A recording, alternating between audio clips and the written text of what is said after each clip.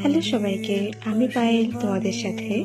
আমি আজ রেডি হয়ে গেছি। আজ আমি যাবো একটা আমার বান্ধবীর বাড়িতে, সেখানে সব বন্ধুরা আসবে, একটা গেট টুগেদার আছে।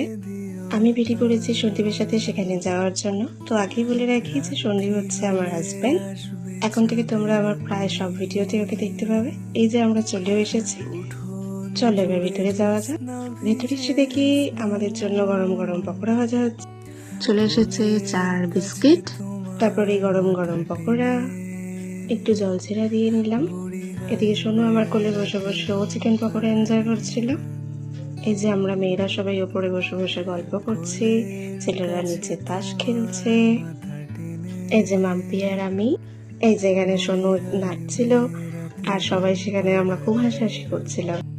এই যে রাতের খাবার চলে এসছে। রাতের খাবারে ছিল বিরিয়ানি। বলতে গেলে প্রায় প্রতিটা বাঙালি বলবো না, প্রতিটা মানুষেরই এই বিরিয়ানি নামক জিনিসটা ভীষণ পছন্দের একটি খাবার। আর এটাই ছিল আজকে আমাদের রাতের ডিনার। আর তার সাথে ছিল মিষ্টি।